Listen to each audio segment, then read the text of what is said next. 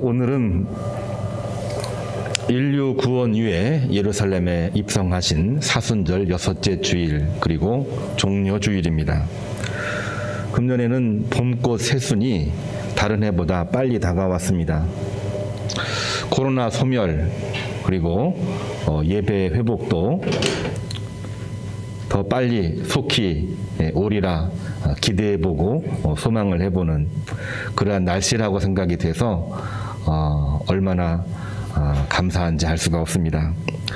특별히 종려주일 고난주간에 주님 십자가 은총으로 우리의 모든 죄가 도말되고 부활의 역사로 믿음의 회복, 예배 회복, 가정 회복, 경제 회복, 심지어는 국제질서 회복에 이르기까지 하나님의 은총이 넘치기를 주님의 이름으로 축복합니다.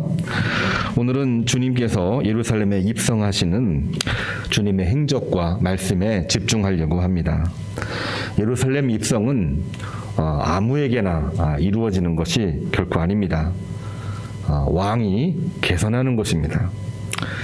성경에 나와 있는 이 내용은 왕이 개선하는 그러한 내용이기도 하지만 특별한 의미가 그 안에 들어 있습니다.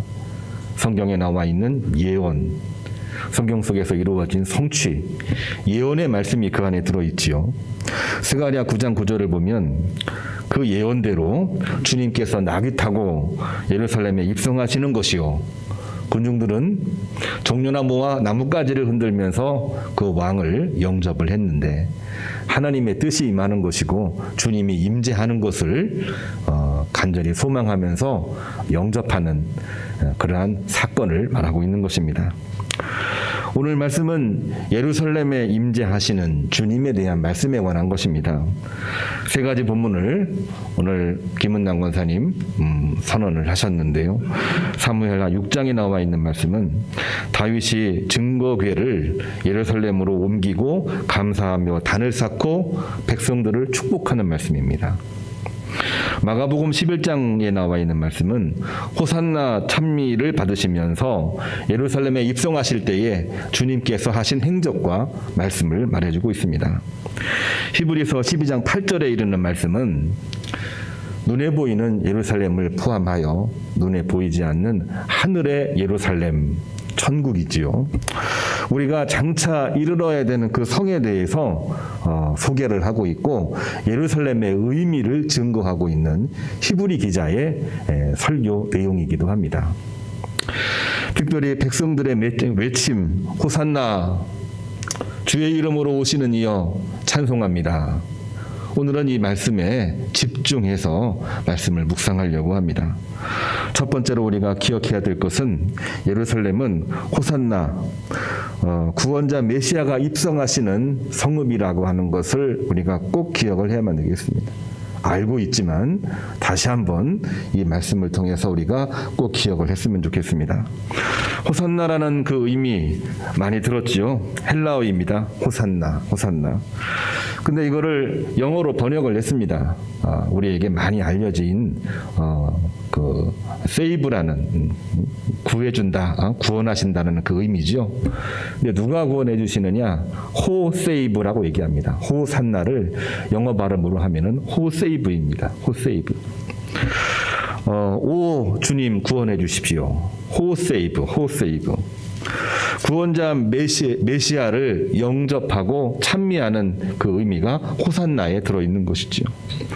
예루살렘은 구원자 메시아가 입성하는 곳입니다. 다윗이 다윗성에 빼앗긴 법궤를 되찾아 보관한 곳이기도 하고 다윗이 하나님 앞에 죄를 범함으로 속죄의 단을 쌓고 예배드렸을 때에 하나님이 재앙을 멈추신 곳이기도 하고 주님이 메시아로서 예루살렘에 입성한 곳이기도 하고 주님의 보혈이 있기 때문에 우리가 가야 될 영원한 구원의 성읍이 바로 예루살렘입니다. 많은 설명이 필요하지만 성경에 나와 있는 몇몇 구절만 이야기를 하면 예루살렘은 구원의 성읍인 것입니다.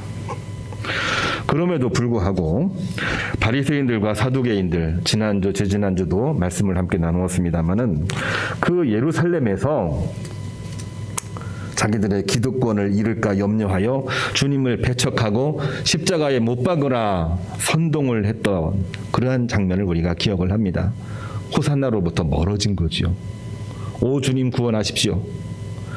호산나의 의미로부터 벗어나 내 기득권을 잃을까 봐.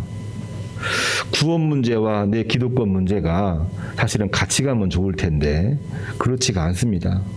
구원의 문제를 잃어버리는 순간 기득권이 앞서오고 기득권에 집착을 하면 구원의 문제를 잃어버리는 것이 우리 보통 사람들의 일반적인 모습이라고 해도 과언이 아닌 거죠.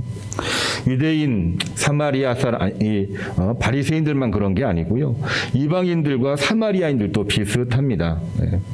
호산나 찬미하며 주님을 영접했습니다. 종려나무 가지를 흔들고 옷을 벗어서 흔들고 주님을 영접하기는 했지만은 결국 빌라도 앞에서 실용과 실리 때문에 주님을 버리고 바라바를 선택함으로 말미암아 자기들에게 실리와 실용적인 면이 있기 때문에 바라바를 선택하고 유대인 바리새인들의 선동에 의해서 주님을 십자가에 못 박으라고 외쳤던 사람들이 역시 군중들이었습니다. 이방인들이기도 했고 사마리아인들도 거기에 포함이 돼 있었습니다. 결국은 하나님의 구원하심과는 거리가 멀어져서 우리의 실용적인 면, 우리의 실리적인 면 때문에 하나님의 구원 호산나로부터 멀어진 그러한 성경을 우리가 알고 있는 것입니다. 결국 이스라엘은 역사에서 파멸과 추방이라고 하는 능욕을 당할 수밖에 없었습니다. 역사를 거슬러 보면은 BC 587년 바벨론 느부갓네살에게 그리고 AD 70년 로마 장군이었다가 황제가 된 티토에게 예루살렘 함락된 후 서쪽 벽에 통곡의 벽이 생겼습니다. 더 이상 예루살렘 성읍으로 들어오지 말아라. 그 패권을 그렇게 지키려고 했는데 그거 집착하다가 결국에는 1000년 동안 제국을 형성했던 로마 제국에게 예루살렘 성전을 빼앗기고 쫓겨나 버리게 돼버린 거죠. AD 1141년 이슬람 살라딘에게 결국은 또다시 예루살렘이 함락을 당하게 됩니다. AD 1290년 영국 제국은 유대인을 추방하는 추방령을 내립니다. 1306년 프랑스는 유대인들을 추방하는 명령을 내림으로 말미암아 유대인들은 갈 곳이 없어졌습니다. 본향 예루살렘에서 쫓겨나고 유럽에서도 살다가 결국에는 쫓겨나고 세계 곳곳으로 흩어지게 되었죠. 고향 잃어버리고 터전을 잃어버린 사람들이 할 수 있는 일이 상업자본이었습니다. 오늘날로 무역업이었었죠. 근데 무역업조차도 결국에는 다 빼앗기고 살 수 있는 길이 뭐냐? 금은 보화를 모아서 대부자본을 형성하고 이자를 받고 돈을 빌려주는 일들을 오랫동안 해왔었습니다. 그래서 사실 돈을 많이 모아서 이쯤 되면은 내가 예루살렘을 다시 탈환할 수가 있겠지. 그래서 많은 세계 유수의 자본가들과 힘을 빌어서 AD 1929년 지금으로부터 100년 전입니다. 예루살렘 통곡의 벽을 탈환하려고 시도를 했다가 이번에는 이슬람들의 장벽에 막혀서 결국에는 지금까지도 통곡의 벽으로 남아있는 거죠. 더 이상 예루살렘 성읍으로 진입하지 못하고 예루살렘 성읍이 있는데 서쪽 벽만 와서 기도하고 돌아가는 그러한 신세가 되어버렸던 것입니다.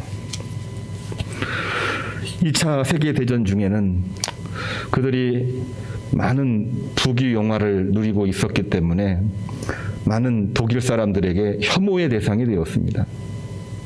당시 정권을 잡았던 히틀러 정권, 그는 우리가 안타깝게도 카톨릭이라고 하는 기독교였습니다. 유대인들의 패권을 아주 싫어했고 명분을 달기를 예수님을 잡아 십자가에 못 박은 유대인들이라 이야기를 하면서 그들을 공산당하고 연결돼 있다 이야기를 하면서 유태인 600만 명을 학살을 했습니다. 유대인들도 패권에 집착하다가 결국에는 빼앗기고 추방당하고 학살당하고, 그 중에 기독교인 카톨릭도 그것이 보기 싫어서 막 싸우다가 결국에는 역사에서 영원히 죄인 취급받는 그러한 히틀러 학살이라고 하는 이 역사적인 범죄를 저지르게 되었던 것이죠. 모든 문제는 하나님의 구원과 하나님의 섭리를 떠나서 기득권과 패권에 집착할 때에 생겨진 문제였습니다. 성도 여러분, 온전한 믿음, 오늘 종려주일입니다. 종려주일의 온전한 믿음이 무언가 우리에게 질문을 해본다고 한다면은 적어도 최소한의 문제입니다. 기득권과 패권, 종교적인 욕망을 내려놓지 아니하고는 하나님의 섭리와 사랑 속으로 들어갈 수가 없다고 하는 것을 오늘 예루살렘으로 입성하신 주님의 모습을 통해서 우리가 볼 수 있기를 바랍니다. 사도 바울은 로마서 1장에서 하나님은 그러한 고통과 파멸의 상태로 잠시 내버려 두신다. 언젠가는 구원하시고 심판하시기 위하여 그렇게 말하기도 했지만, 도대체 예루살렘이 무엇이기에 하나님의 구원의 섭리는 사라지고 이토록 종교적인 욕망의 패권 앞에 사람들은 목매는 것일까요? 우리도 신앙생활하고 있는데, 교회에서 예배하고 기도하고 봉사하고 있는데, 이것이 하나님을 향한 믿음과 구원에 대한 열망인지, 아니면 우리가 정말 개인적인 욕망을 이루기 위해서 교회 다니고 하나님을 이용하려고 하는 것인지, 아니 어떻게 목사님 그런 질문을 할 수가 있습니까? 그거 같은 거 아니에요?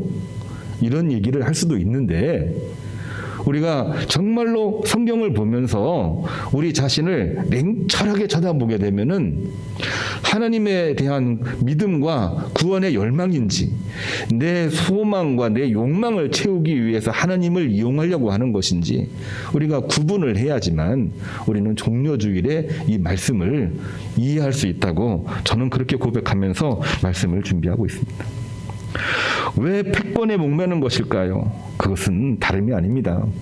인간이 하나님의 구원하심과 은총을 넘보고 그 은총을 도둑질하려고 하는 욕망 때문에 만들어진 것입니다. 우리 마음속에는 그러한 마음이 있어요. 인간의 본성이 그렇습니다. 아담이 범죄할 때에도 잘 견뎌냈지만은 내가 눈이 밝아지면은 하나님처럼 될 거라고 하는 것입니다. 하나님의 섭리와 하나님의 권위를 넘보고 선악과를 딱 먹은 거예요. 영화를 좋아해서 영화를 볼 때마다 좀 기억에 남는 것은 좀 메모를 해놓는데요. 12세기 십자군 전쟁과 예루살렘 함락을 다룬 영화 킹덤 오브 헤븐. 혹시 이 영화를 보신 분, 지금까지도 기억나시는 분이 있을런지 모르겠습니다만, 그 영화의 내용 중에 기억에 남는 거 한 가지가 있습니다. 뭐냐면 주인공이 이슬람 장군 살라딘에게 예루살렘은 당신에게 어떤 의미입니까? 이런 질문을 해요. 예루살렘이 이슬람 당신들에게는 무슨 의미입니까? 그 질문을 하니까 당황해가지고 뭐라고 답변을, 처음에는 아무것도 아니다, nothing, 이렇게 이야기를 합니다. 뭐야? 아니 그러면 왜 그렇게 전쟁을 하고 많은 사람을 죽이고 그랬어? 다시 한번 질문합니다. 정말 아무것도 아니냐 물어보니까 살라딘이 이번에는 말을 바꿔서 이렇게 얘기합니다. 예루살렘은 모든 것이다, everything, 이렇게 이야기를 합니다. 이거를 해석하는 데는 여러 가지 해석이 있습니다. 이게 대체 무슨 의미지? 그러나 분명한 것은 뭐냐면은 하나님의 구원 섭리와는 무관하게 예루살렘 성전이 인간의 종교적인 욕망일 뿐이었다는 것만큼은 분명한 사실이죠. 그거를 얻어야만 내가 유대인들에게 이겨내고, 그거를 가져야만 세계적인 패권을 가질 수가 있는 것이고, 그거를 가져야만 어느 누가 나를 함부로 대하지 못할 거라, 이런 마음을 가지고 있었기 때문에 결국에는 이슬람의 역사도 정말 전쟁과 파멸로 얼룩진 역사가 될 수밖에 없었던 것입니다. 오늘은 주님이 인류 구원 위해서 예루살렘에 입성하신 종려주일입니다. 주님은 이 예루살렘 성전을 보면서 강도의 소굴로 만들었구나 하면서 성전을 정화하시고 분명하게 말씀을 하셨습니다. 내 집은 만민이 하나님께 기도하는 곳이고 내가 이러한 성전을 헐어버리고 사흘 만에 다시 세우시겠다 분명하게 말씀하고 계십니다. 주님은 호산나를 부정하며 주님을 배척한 사두개인 바리새인들 그들을 구원하시려고 했습니다. 호산나 하면서 주님을 찬미했지만 바라바를 선택하고 주님을 십자가에 못 박으라고 외쳤던 군중들, 사마리아인들, 이방인들 그들의 배신을 알고 있으면서도 그들을 구원하시기 위해 묵묵히 예루살렘에 입성하신 것입니다. 우리는 이 사실을 꼭 기억을 해야만 됩니다. 바리새인도 사두개인들도 이방인도 사마리아인도 구원하시기 위해서 별의별 얘기를 다 한다고 하더라도 내가 아버지 하나님의 뜻을 받들어 구원을 이루기 위해 내가 예루살렘에 들어간다. 그런 마음으로 주님께서 입성하셨다는 것이지요.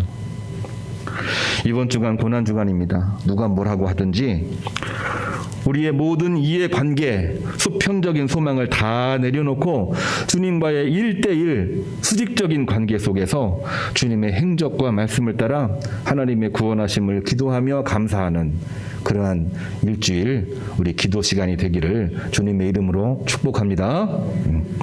두 번째로는 주님의 이름으로 오시는 일을 분명하게 기억을 했으면 좋겠습니다. 호산나는 주님의 이름으로 오시는 분을 경배하는 기도입니다. 주님의 이름으로 오시는 분, 주라고 하는 헬라어는 큐리오스라고 하는 단어를 쓰고 있고요. 이름은 오노마라는 단어를 쓰고 있습니다. 주님의 권위로 오시는 분을 말하고 있는 것입니다.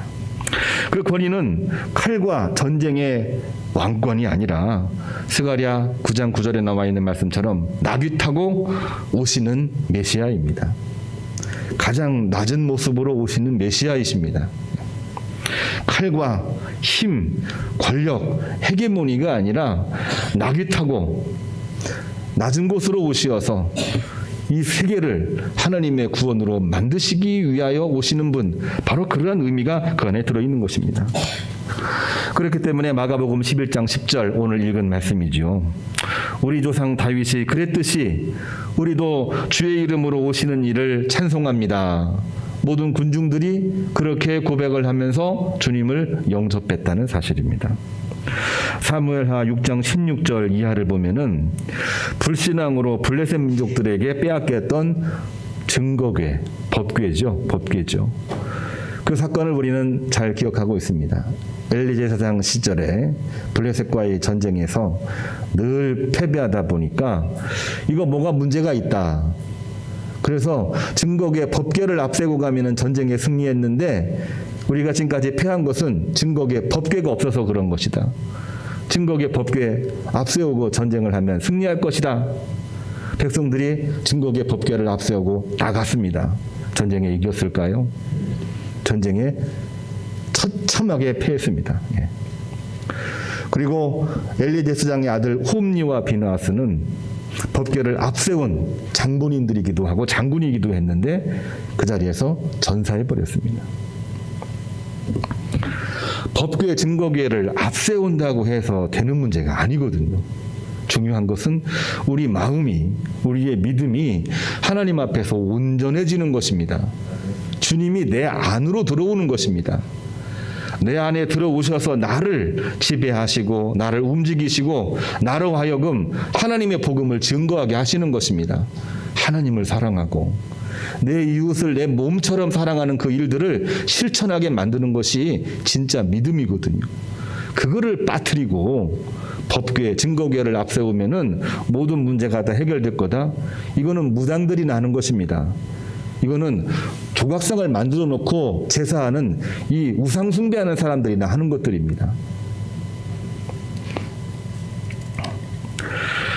그 법궤가 다시 돌아온다고 할 때에 이 다윗은 너무나 흥분했습니다.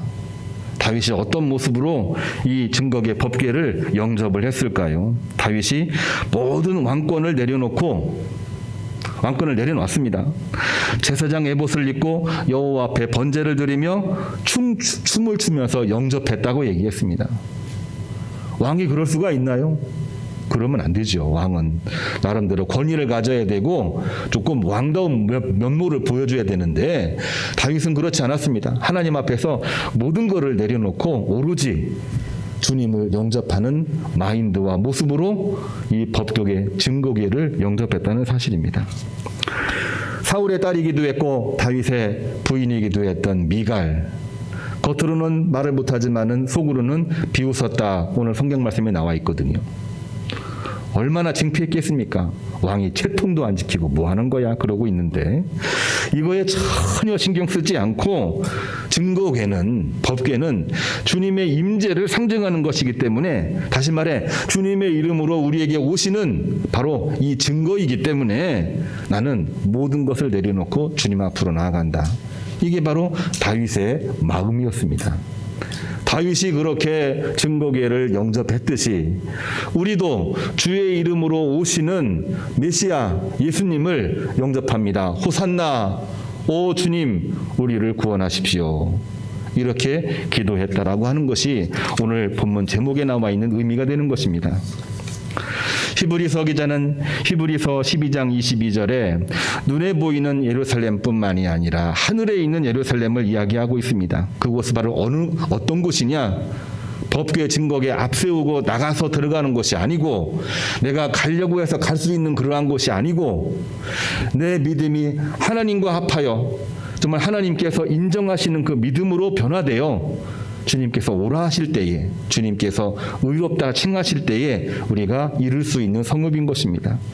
그래서 그 성읍을 시온산이요, 하나님의 도성이요, 하늘의 예루살렘과 천만 천사와 하늘에 기록된 장자들의 모임이요, 심판자 하나님과 의인의 영들과 새 언약 중보자 예수님의 뿌림 피요, 이렇게 기록되어 있는 것이 히브리서에 나와 있는 아주 중대한 메시지가 되는 것입니다. 특별히 24절까지 오늘 말씀을 읽었는데요. 25절을 보면은 너희는 삼가 말씀하신 일을 거역하지 말라 그랬습니다. 거역하지 말라고 그랬습니다. 믿음으로 돌이켜 그 말씀을 실천에 옮기는 일, 거역하지 말라, 그 말씀을 주시고 있습니다. 거역하지 않는 것은 무엇을 말하는 것일까요? 히브리서 기자는 히브리서에서 믿음을 강조했습니다. 율법도 중요하지만 더 중요한 것은 믿음이다. 다른 말로 하면 믿음으로 돌이켜 순종, 순복하는 것입니다. 모든 것을 처음부터 완전하게 할 수 있는 사람은 그 어디에도 없습니다만 마음을 돌이켜 하나님을 기쁘시게 사람을 행복하게는 할 수가 있는 것입니다. 마음을 돌이켜 회개하여 하나님을 기쁘시게 하는 일들은 누구든지 할 수 있는 것입니다. 사무엘하 6장 1절로부터 13절에 이르는 말씀을 보면은 다윗이 오늘 모든 것을 내려놓고 증거궤를 영접하는 그런 장면이 나오고 있는데요. 이 말씀 이전에 1절로부터 13절을 보게 되면 1차 시도에서 실패하는 장면이 나와 있습니다. 다윗이 왕이니까 신하를 시켜요. 종 우사를 시켜가지고 저 법궤를 잘 모셔오너라. 그러니까 나름대로 명령이 있고 모양 있게 잘 모셔오너라 했지요. 수레에 싣고 모셔왔습니다. 근데 수레에 싣고 오다가 그 수레를 끄는 말이 막 움직이니까 이 증거궤가 막 흔들흔들 하거든요. 우사가 거기에 손을 대요. 하나님이 우사에게 우사를 치셔서 그의 목숨을 거두가 버립니다. 증거궤가 오다가 멈춰버렸어요. 다시 어디로 갔냐면은 블레셋 민족들에게 이 법궤를 빼앗겼는데 블레셋 민족의 후손인 오벳 에돔이라고 하는 집에 오랫동안 머물러 있다가 다시 오는 겁니다. 1차에는 실패를 했어요. 다윗도 처음부터 다 잘한 게 아닙니다. 처음에는 왕권을 내세우기도 하고 처음에는 모양새도 갖추려고 하고 수레에 잘 싣고 오려고도 했는데 그게 아닌 거예요. 어떻게 했느냐?